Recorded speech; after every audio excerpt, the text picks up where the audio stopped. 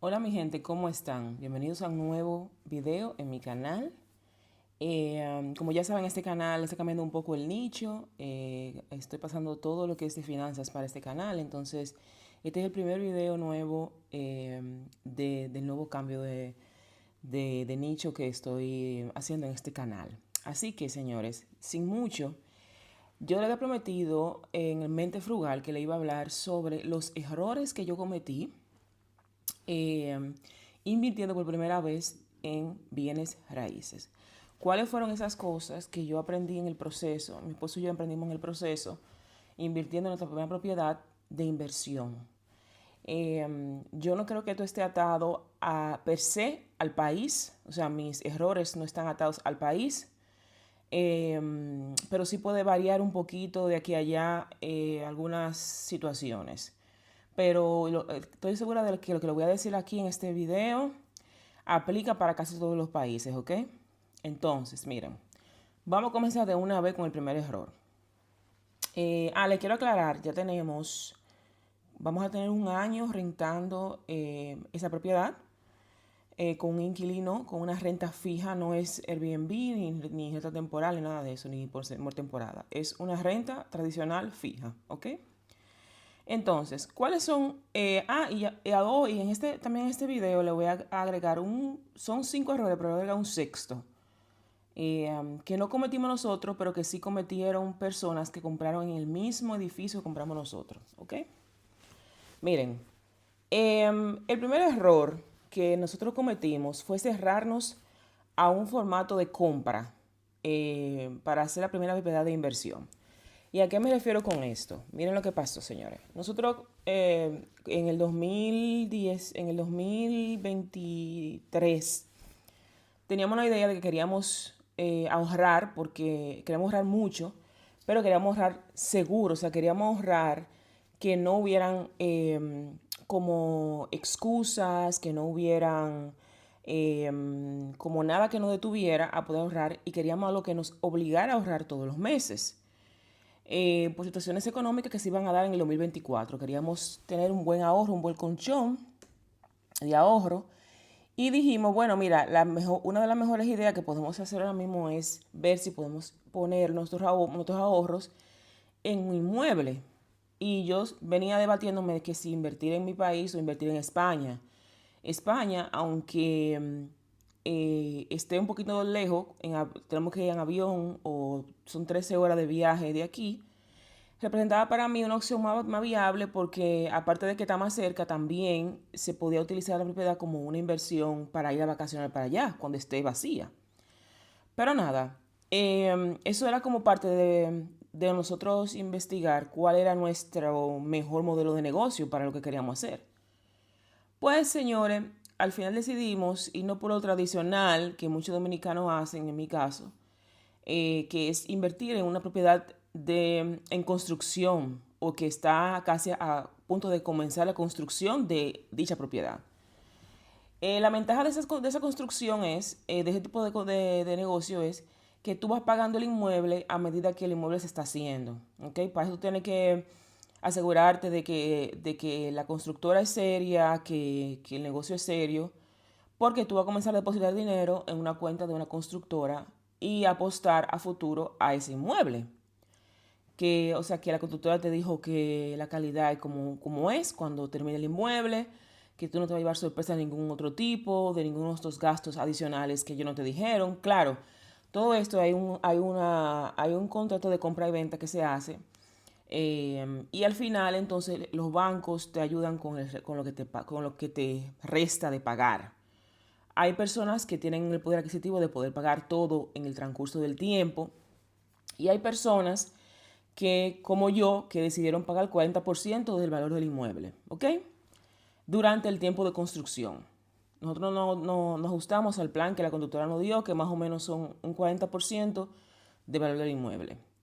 ¿Qué pasa, señores? Miren, ahí que tuvo el error de nosotros, nada más como cerrarnos a ver esa posibilidad, porque con el miedo de que, mira, voy a gastar dinero si lo comienzo a ahorrar de manera tradicional en una cuenta, nosotros debimos de hacer el esfuerzo de ahorrar de manera tradicional y tener una especie como de colchón de ahorro para salir a la calle a comprar inmuebles que ya estén construidos de un tiempo atrás. ¿Por qué la construcción por qué comprar en construcción es muy arriesgado? Tú no sabes la calidad del inmueble que tú vas a recibir. Aunque te prometan algo, al final siempre sale otra cosa. Y en el caso de nosotros tuvimos muy mala experiencia con esto, con este inmueble. No muy mala, pero no muy buena. O sea, no fue lo que se esperaba para el precio del inmueble que se pagó. ¿Ok? Entonces, señores, también hay muchas cosas que tienen que ver con inmuebles nuevos. Hay muchos, a veces, cuando tú comienzas a bregar con un inmueble nuevo, siempre quedan vicios de construcción o cosas que hay que mejorar en el inmueble. Le faltan cosas al inmueble como closet, le faltan como accesorios aquí y allá.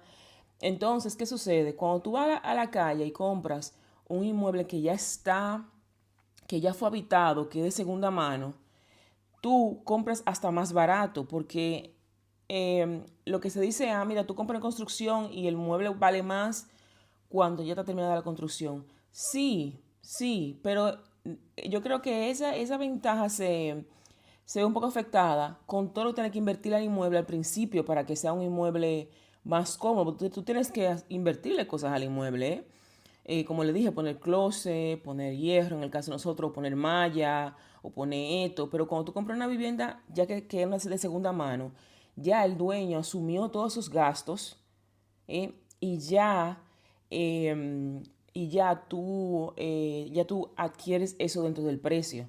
También otra cosa es tú no sabes qué vecino, qué calidad de barrio es, porque es un edificio nuevo. Entonces tú también estás apostando a que todo va a salir bien, a que los vecinos son buenos, a que el barrio es bueno. Ustedes me entienden por dónde que va la cosa. Entonces, igual tú compras un mueble de segunda mano y tú sabes bien por por el estatus del edificio o el estatus del inmueble o el estatus de la calle, porque pues también puede ser también una casa. Tú sabes si los vecinos son delicados, si botan la basura, si son limpios, si son bullosos, porque ya es un inmueble que está establecido. Entonces, si tú me hubieras preguntado a mí, Joana, ¿tú preferías salido a la calle a comprar un mueble usado de segunda mano? Yo digo, sí. También incluso hubiéramos podido encontrar un inmueble usado a menor costo de lo que lo compramos nosotros. Simplemente porque no es un inmueble nuevo.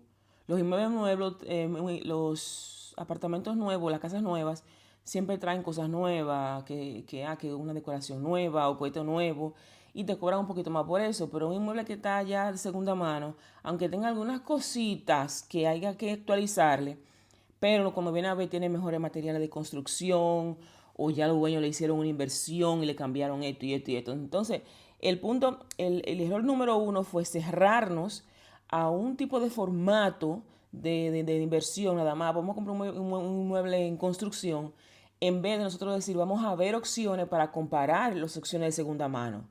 Porque seguro, si hubiéramos visto apartamentos de segunda mano, hubiéramos visto mejores oportunidades y dijimos, bueno, pues entonces vamos a ahorrar en lo que nos queda, lo que nos queda a nosotros o sea, el inicial de ese inmueble y coger un préstamo en base a eso, ¿ok?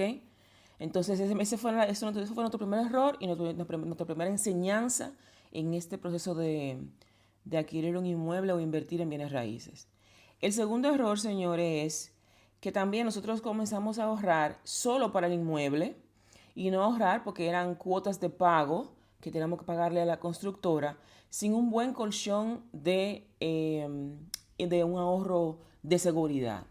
Teníamos ahorros, pero llegó un punto en el proceso en los meses que pasaron que teníamos que pagar, porque eran cuotas por un año y medio que teníamos que pagar. Pero llegó un punto que pasaron cosas, surgieron cosas que yo no sé qué, y el colchón de nosotros de ahorro no era tan grande el que habíamos dejado ahí.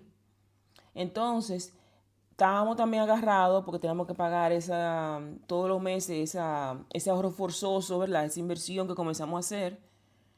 Y eso nos generó a nosotros, después que terminamos de pagar el inmueble y todo, que terminé el proceso de compra y todo, nos generó por meses el año pasado que tuviéramos sin ningún tipo de ahorro, ¿ok? O sea, nosotros terminamos el proceso de compra sin ningún tipo de ahorro, porque después que tú cierras el negocio, y no sé si eso está, después que tú cierras el negocio, vienen lo que le dije, que hay que acondicionar, hay que acondicionar el inmueble para que un inquilino entre y encuentre cosas ahí que está listo para vivir.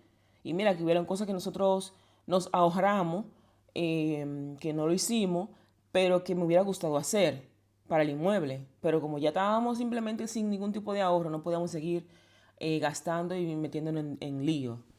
Entonces al final lo quedamos sin ningún tipo de ahorro, porque utilizamos todo el colchón de ahorro que teníamos, y, y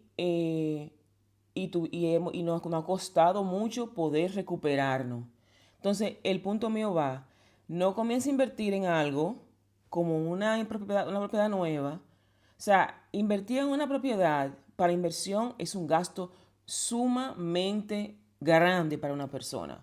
A menos que usted venga ya con un buen colchón de ahorro, que tú tengas ya una buena cantidad de ahorro que tú puedas tomar para esa vivienda y te quede un colchón de ahorro de, no sé, un ahorro de emergencia de unos 3 meses al menos. ¿Ok? Y siempre, cuando tú vas a invertir en bienes raíces, tienes que calcular al menos un 1 o un 2% adicional a lo que te toca pagar para imprevistos. Los imprevistos son, mira, se me agregó un gasto aquí. Mira, la constructora me ofreció ponerle esto, pero hay que pagar algo adicional. Todas esas cosas se van como sumando en el proceso de compra de una vivienda y uno asume nada más que la cuota de pago del inicial y simplemente ya. Pero también están los gastos de cierre del banco, que muchas veces el banco te lo pone en el préstamo, pero eso es un valor adicional que tú tienes que endeudarte con eso. Entonces, siempre los gastos de cierre son un 3% del valor total de la vivienda. Entonces, entre un 3 y un 6% tienes que tener adicional a lo que tú estás poniendo mensual.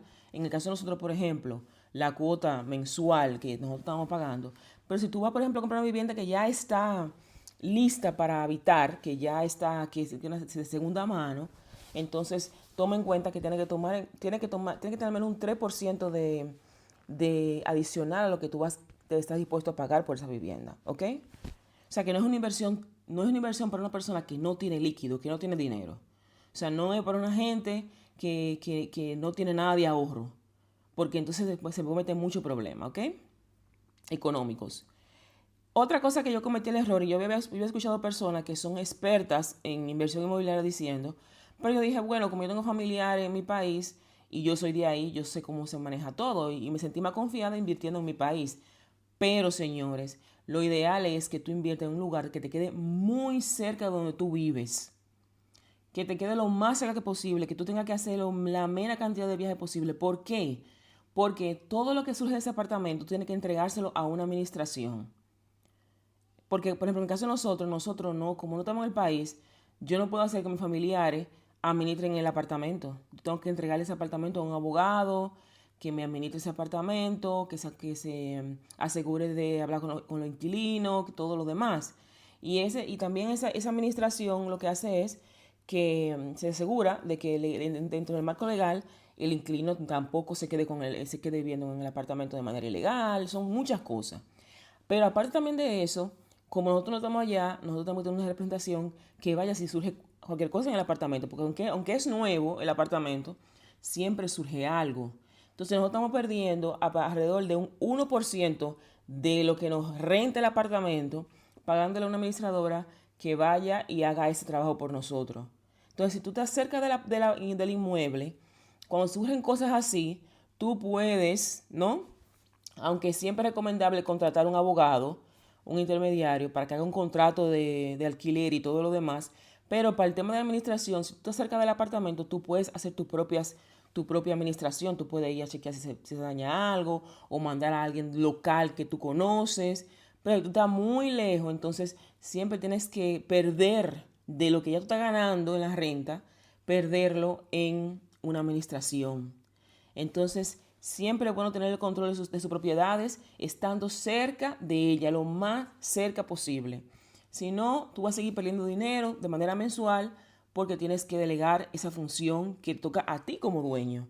Porque aunque tú tengas una propiedad que sea alquilada y que tú no vivas ahí, tú es como tener una segunda casa. Tú tienes una segunda casa que tú eres responsable de ella, ¿ok?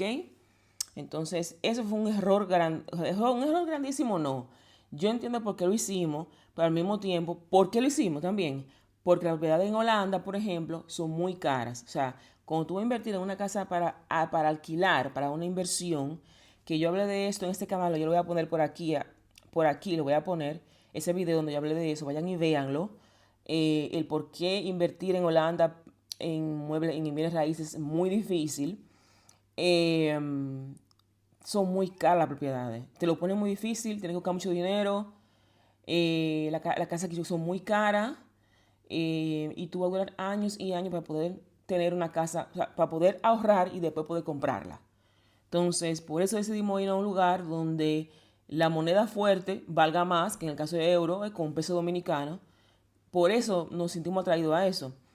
Pero también había más opciones, como por ejemplo España, como le dije al principio, aunque quede un poquito lejos, está en carro, ¿no? Se podía en carro allá.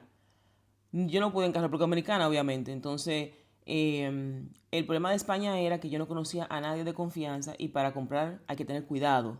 Hay que tener un abogado, hay que tener un agente inmobiliario de confianza y todavía yo no sé, yo quisiera en el futuro poder comprar, pero hay que tener alguien de confianza para poder hacer esto, porque es muy delicado. Tú estás entregando tu dinero a alguien que tú no sabes si tú puedes confiar en él. ¿Entiendes? El cuarto error que cometimos es que compramos demasiado caro, porque a pesar de que compramos más barato que si hubiéramos comprado aquí en Holanda o en España, perdón, aquí en Holanda, en España era una opción más barata de comprar. Ok, no exploré otros países como por ejemplo Bélgica o París, pero en España, por ser un país donde se habla español, que para nosotros es más fácil hacer una transacción de este tipo, ¿verdad? Que es muy delicada, un negocio de este tipo es muy delicado. Queríamos un lugar donde podíamos hablar el mismo idioma que nosotros hablamos, ya sea inglés o español, que es un idioma como más fuerte de nosotros. El punto del asunto es que en España era una opción mucho más, aparecían opciones mucho más baratas, al menos en ese tiempo, como estábamos buscando, pero el miedo de no conocer a nadie nos paró. En República Dominicana hay opciones más baratas que en España, pero nosotros fuimos por un inmueble que no estaba tan mal categoría. Sin embargo, habían inmuebles que también estaban ubicados en lugares estratégicos que pudiéramos también haber buscado más. La cosa es que nosotros vimos 3 o 4 proyectos y ya en el cuarto o el tercero nos enamoramos de uno y dijimos este. Pero si nosotros hubiéramos realmente explorado un poquito más, con más tranquilidad, porque el tema es la premura del asunto, ¿entiendes? En la premura en que nos metimos en el negocio, no vimos más opciones. La opción era comenzar a ver, evaluar, tirar numeritos, ver y esto y aquello. Y como le digo, o sea, evaluar bien, porque había opciones más baratas. Compramos uno de los inmuebles más caros en el mercado, bueno, uno de los más caros no, hay muy caros allá, pero no está en el rango de muy barato tampoco. Entonces, si yo lo hubiera hecho de nuevo, yo lo hubiera comprado más económico todavía que lo compré. ¿Ok? Y por otro lado es el último, bueno, el error número 5 es también que nosotros sabíamos ya, no es que no sabíamos, pero no sabíamos que el primer año o los primeros 2 años no íbamos a tener ningún tipo de rentabilidad positiva hacia nosotros con el inmueble. Es decir, ahora mismo el inmueble está pagando no por sí solo, tenemos que nosotros entregar dinero para pagar la hipoteca todavía, pero dentro de un poco de tiempo se va a pagar solo. Pero para que él solo deje rentabilidad, van a pasar todavía más años. ¿Por qué pasa esto en República Dominicana? A pesar que nosotros pagamos durante el tiempo de construcción un 40% del monto que costó el apartamento, o sea, nosotros no cogimos un préstamo hipotecario de que por todo el monto ni nada por el estilo, pero aún así los altos intereses en República Dominicana te dañan el negocio, ¿ok? Por ejemplo, nosotros contratamos, ahora me quiero acordar, creo que fue un 10% de interés en el préstamo hipotecario, que eso es altísimo, porque si estamos comparándolo con un país como España, que está en un 4 y a veces un 3, a veces sube a 4, pero no más de 4. En Estados Unidos está un 3, 4, 5. Es el doble. Entonces, esos intereses altos que nosotros sabíamos que eso iba a pasar, porque sabíamos, nosotros hicimos conscientemente eso, decidimos hacerlo así porque dijimos, bueno, lo que pasa es que los inmuebles de República Dominicana se revalorizan muy rápido. Es decir, el mercado está tan acelerado en mi país que un inmueble que tú compras ahora a un precio ya en un par de meses cuesta casi un 20% más. Pero eso funciona siempre que tú vayas a revender el apartamento, no para renta fija. También yo sabía eso. Pero yo dije, bueno, yo voy a hacer una inversión a largo plazo en este apartamento, voy a invertirle más durante los años y cuando ya se vaya pagando más o menos que van pagando la capital, pues entonces vamos viendo la rentabilidad retornada. O sea, yo lo pensé como en algo a largo plazo, que no está mal, pero al mismo tiempo tú quieres ver la rentabilidad en el momento que tú inviertes. Tú quisieras, lo ideal es ver la rentabilidad desde el primer año. Eso no es negocio que tú tengas que pagar, ¿no?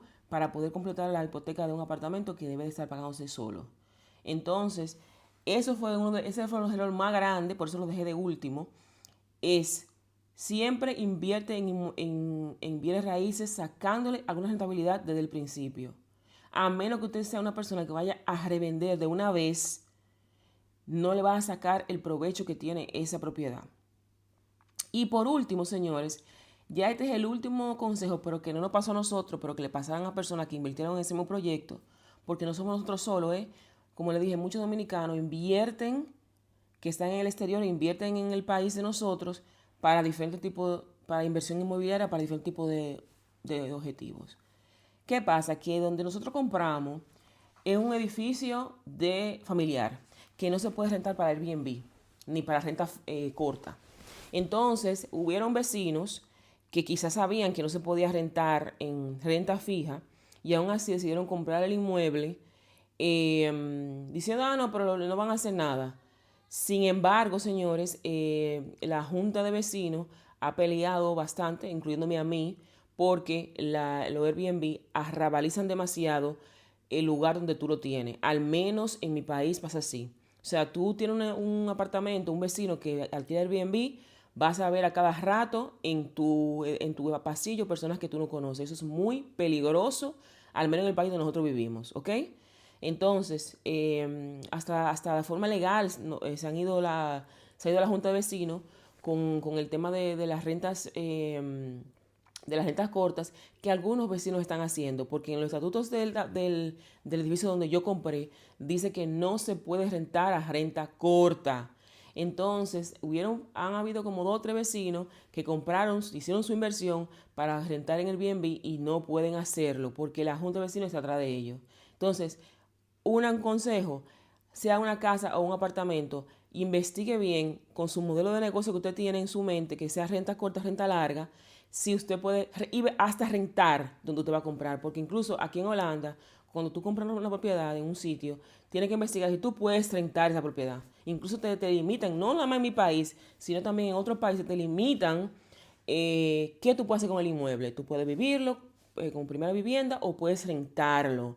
Muy importante tú tenerlo esto en cuenta porque la junta de vecinos de cualquier lugar donde tú vivas tiene mucho poder para poder influenciar en que el inmueble pueda ser rentable o no. Entonces tú ves mucha gente que después tienen que vender porque no funciona el modelo de negocio que tenían pensado para ese inmueble. Entonces, señores, ese es el aprendizaje que nosotros hemos tenido de este proceso de ser por primera vez inversionistas en bienes raíces. Yo no me quedé con mal sazón del proceso. Eh, lo que sí voy a ser un poquito más inteligente para la próxima si nosotros podemos en el futuro. Porque no tenemos plan ahora mismo de comprar un segundo, porque requiere demasiado sacrificio de ahorro para poder llegar a tener un inicial y después salir a comprar. Estamos más enfocados ahora en salir de esa deuda, o sea, pagarle sobre capital para que se pueda pagar solo y estabilizar los ahorros. Entonces, invertir en un inmueble requiere demasiada preparación, requiere mucho tiempo y no es algo que tú puedas decir, ah, mira, voy a salir a comprar otro inmueble ahora mismo, o me voy a meter en otro plan de pago. O sea, yo no le recomendaría a nadie, a menos que tenga mucho dinero entrando a su cuenta, que cuando compre un inmueble de una vez vaya y compre el otro, a menos que tú tengas el líquido. Pero si tú eres una persona que trabaja por tu dinero, que date bien, que invierte mucho dinero en ese inmueble, espera un momento y ve cómo el inmueble se comporta, cómo se comporta el inquilino, cómo está el mercado de alquiler en ese país que tú compraste. O sea, son muchas cosas que tienes que estar viendo antes de tú volver a entrar de nuevo a otro negocio, ¿ok? Bueno, señores, hasta aquí el video del día de hoy. Espero que les haya gustado mucho este contenido y déjenme saber en los comentarios qué les pareció el contenido del día de hoy. No olviden suscribirse, no olviden dejarme like, no olviden darle un hype al video si les gustó. También hay una opción de dar hype ahí cerca donde están, da like para que YouTube recomiende más este contenido a otras personas. ¿Ok? Bueno, se me cuida mucho. Nos vemos en el próximo video. Adiós.